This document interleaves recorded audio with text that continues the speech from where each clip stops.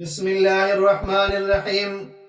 عزیزان محترم، اللہ رب العزت نے اس کائنات رنگ و بو میں دو جماعتیں ایسی بھیجی ہیں جو رب تعالیٰ کا انتخاب ہیں، یعنی اللہ رب العزت کی چنی ہوئی جماعتیں ہیں۔ ان پر کوئی اعتراض کرنا براہ راست اللہ رب العزت پر اعتراض کرنا ہے، انتخاب خداوندی پر اعتراض کرنا ہے۔ ان دو جماعتوں میں سے پہلی جماعت انبیاء کرام علیہ السلام کی ہے جو رب تعالیٰ کا انتخاب ہیں۔ اسی طرح دوسری جماعت صحابہ کرام رضوان اللہ تعالیٰ علیہ مجمعین کی ہے جو رب تعالیٰ کا انتخاب ہے۔ جیسے انبیاء کرام علیہ السلام کی جماعت ہمارے لیے دین اور ایمان ہے، تو صحابہ کرام رضوان اللہ تعالیٰ علیہ مجمعین بھی دین اور ایمان اور اسلام کی اساس اور بنیاد ہیں۔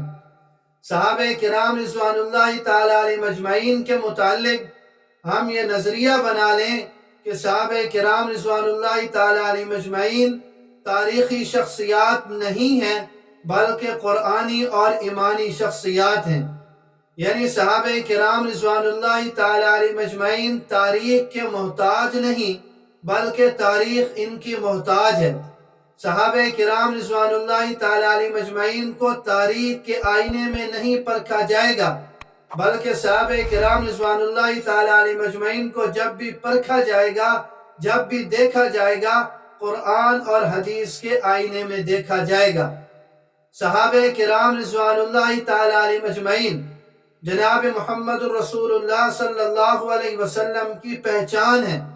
جیسے محمد الرسول اللہ صلی اللہ علیہ وسلم کے بغیر گزارا نہیں، ایسے صحابہ کرام رضوان اللہ تعالیٰ علیہ مجمعین کے بغیر بھی چارہ نہیں۔ صحابہ کرام رضوان اللہ تعالیٰ علیہ مجمعین قابل تعریف ہیں، قابل تنقید نہیں، اس لیے کہ وہ دین، ایمان اور اسلام کی اساس اور بنیاد ہے۔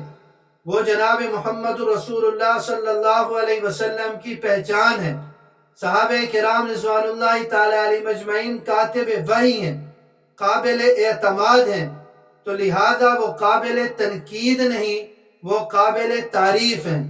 ہر شک و شبہ سے بالا تر، تنقید سے بالا تر اگر کوئی جماعت ہے تو وہ صحابہ کرام رضوان اللہ تعالیٰ علیہ مجمعین کی جماعت ہے۔